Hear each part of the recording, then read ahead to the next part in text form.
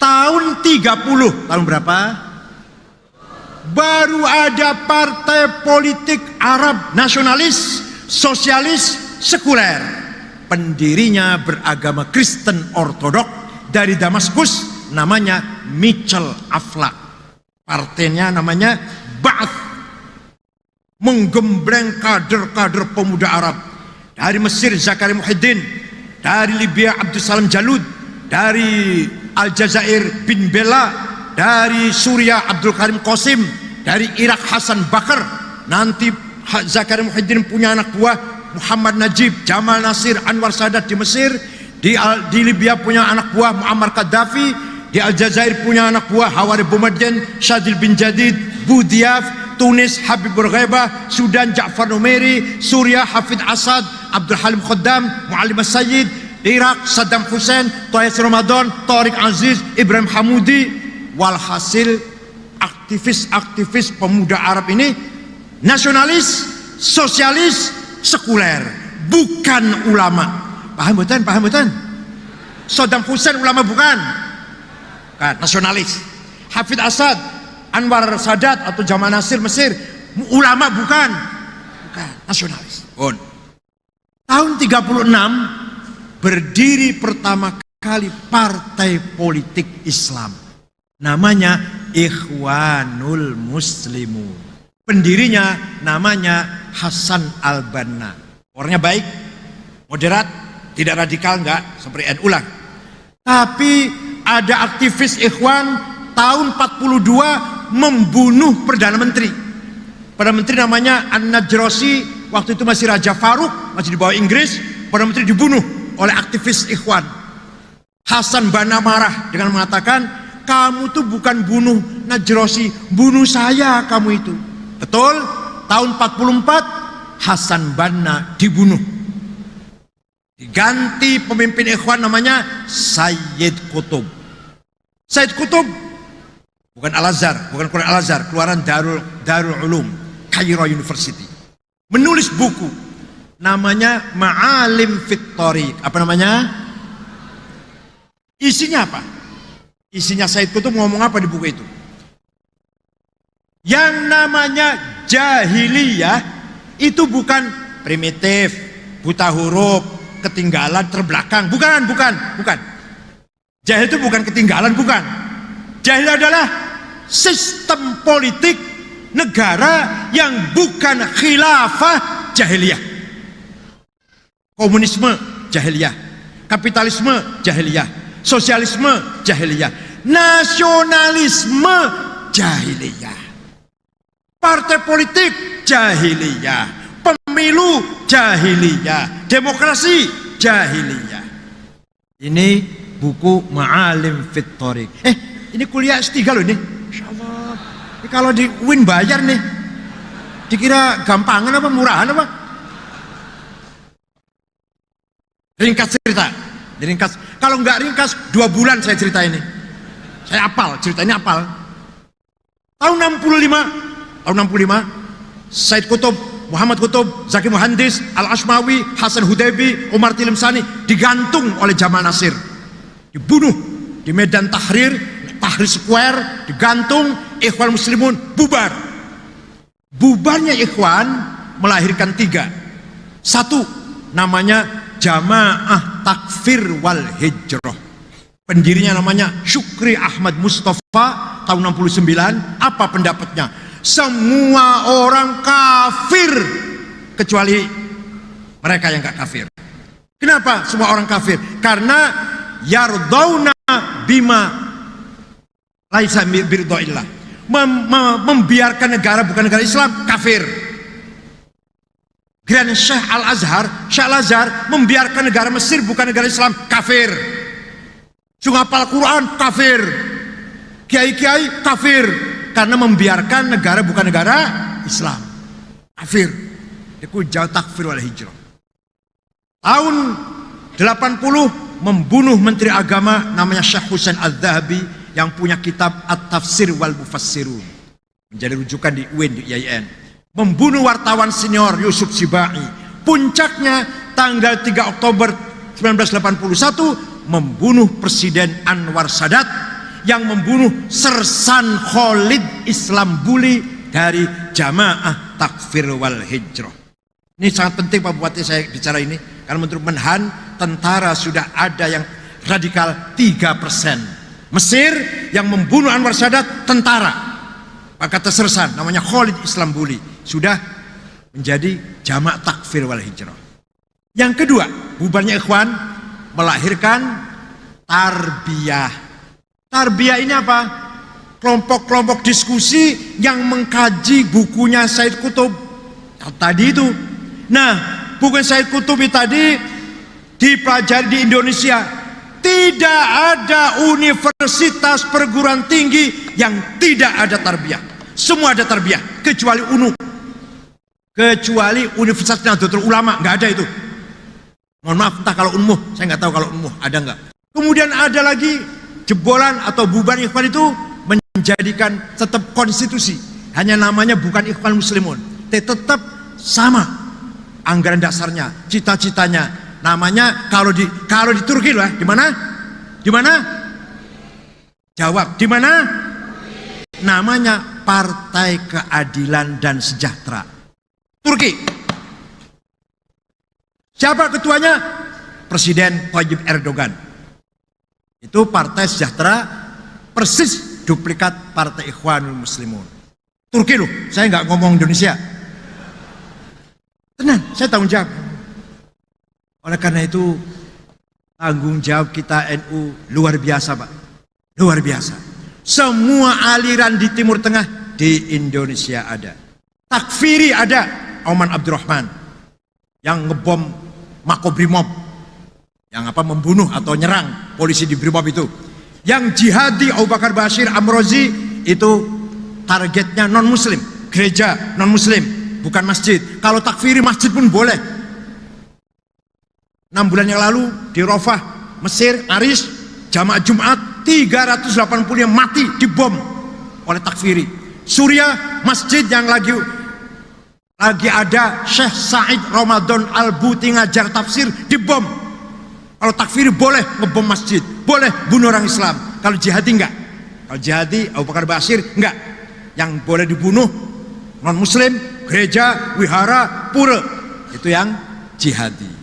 Ada lagi Salafi. Salafi dari Yaman, dari Syekh Muqbil dari kota Damaj. Ini kebanyakan diikuti oleh sempalan Al-Irsyad, Ja'far Talib, Yusuf Ba'isa, Khalid Bawazir, Farid Uqbah, Yazid Jawas, dan lain-lain, Amin Rojab. Ini semua Salafi yang radikal, keras dalam menegakkan puritan, memurnikan ajaran Islam. Menurut mereka memerang ahli bid'ah. Yang paling halus Wahabi. Wahabi itu halus. Ya caranya kalau Wahabi menyampaikan ajaran tapi dengan halus. Maulid Nabi itu bid'ah, jangan maulid Nabi ya. Ziarah kubur itu bid'ah, musyrik, tawasul itu jangan ziarah kubur ya. Nggak boleh dengan keras, itu Wahabi. Kalau Salafi boleh dengan keras. Itu Ja'far Talib, Laskar Jihad tadi. Paham betul? Paham betul? Ada lagi Hizbut Tahrir. Hizbut Tahrir didirikan oleh seorang Palestina namanya Taqiyuddin An-Nabhani tahun 52. Dulu namanya Hizbut Tahrir Palestina, Partai Pembebasan Palestina. Setelah beliau wafat diganti penggantinya namanya Dr. Abdul Qadim, dibuang lapal Palestinnya, Hizbut Tahrir. Artinya gimana jadinya? Partai membebaskan umat Islam dari sekat-sekat nasionalis. Itu jadinya. Tadinya tujuannya membebaskan Palestina dari Israel. Lama-lama lapal Palestina dibuang menjadi pembebasan umat Islam dari sekat-sekat kebangsaan. Hizbut Tahrir. Alhamdulillah sudah dibubarkan oleh pemerintah, tapi masih ngeyel, ya nggak apa-apa orangnya.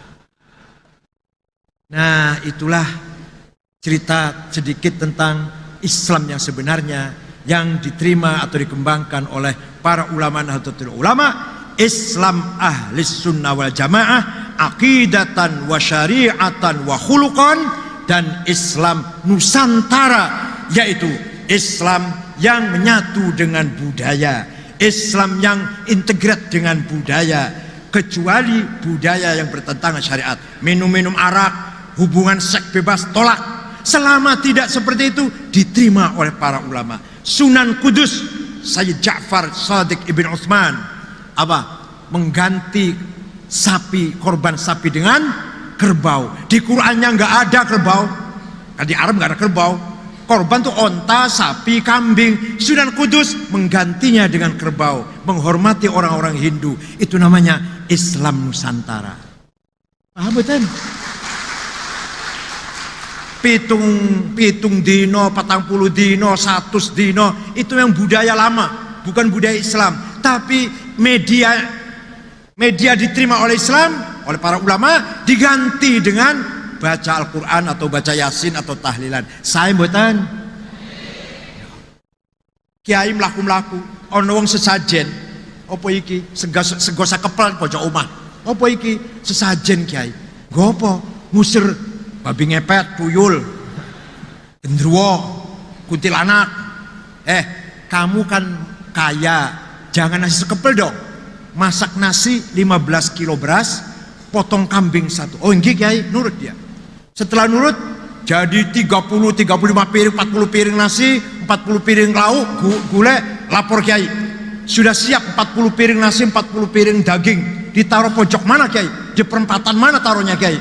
Bukan ditaruh di pojok, dimakan oleh tetangga, teman, terutama fakir miskin. Sebelum makan, berdoa dulu. Supaya apa? Minta apa? Kamu selamat, istrimu selamat, anakmu selamat, hartamu selamat, hidupmu selamat, matimu selamat. Maka namanya bukan sesajen, tapi luar biasa itu kiai dulu tuh. Coba kalau apa ini bid'ah, tendang pakai kaki, wis orang Islam-Islaman. Para wali ku mboten wonten.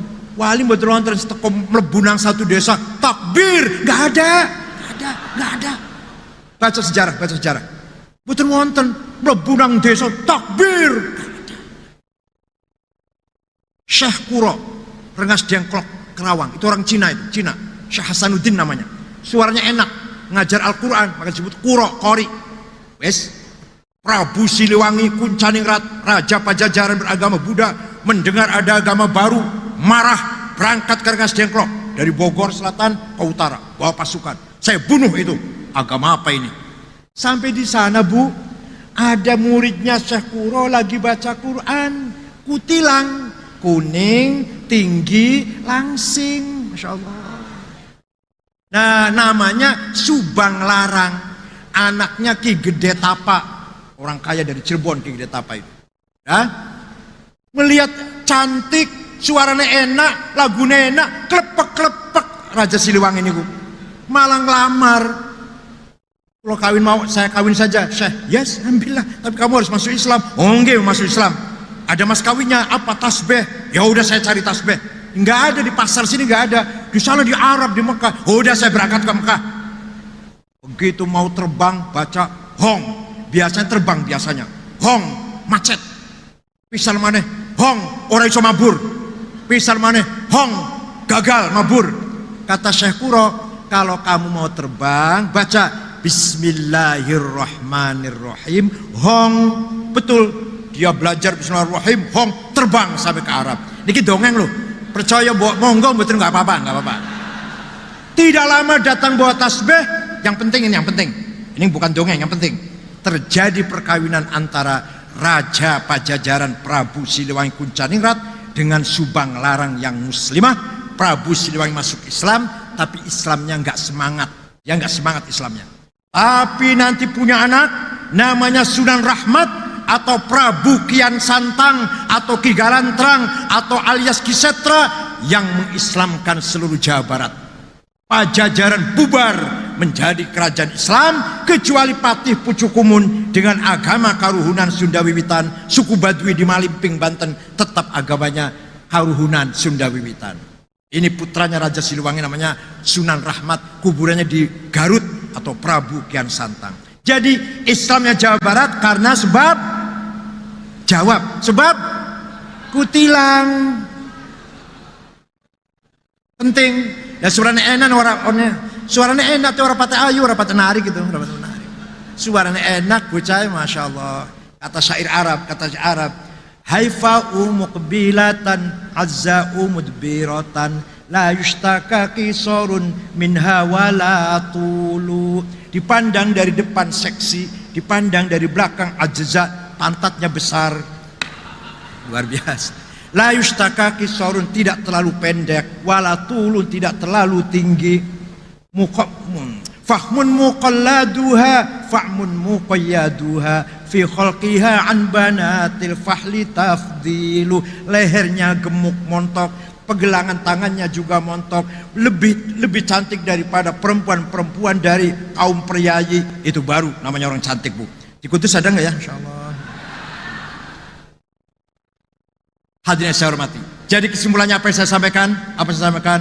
Bahwa ahli sunnah wal jamaah bagi Nahdlatul Ulama harga mati. Kita beragama harus taklid pada salah satu imam, kata Syafi'i, dan pada akidah Asy'ari sifat 20 dan akhlaknya Imam Ghazali. Dalam bernegara berbangsa kita adalah harga mati NKRI, Pancasila, Undang-Undang 45 dan Bhinneka Tunggal Ika. Inilah kebenaran yang harus kita pertahankan. Ayo kita bareng-bareng bunyi. Nahnu ashabul haq. Ayo. Al-haqqud dini wal haqqul watani. Kami pemilik kebenaran. Benar dalam cara beragama, benar dalam cara berbangsa dan bernegara. Syukron, selamat kepada pengurus cabang Kudus. Mudah-mudahan wafakumullah zahiran wa batinan wa ya'khudh bi'aidikum lima fihi salah wal khair wal barakah wa yahfadhukum min ahati wal afat wal mihan wal fitan wallahul muwaffiq ila aqwamit thoriq. Wassalamu alaikum warahmatullahi wabarakatuh.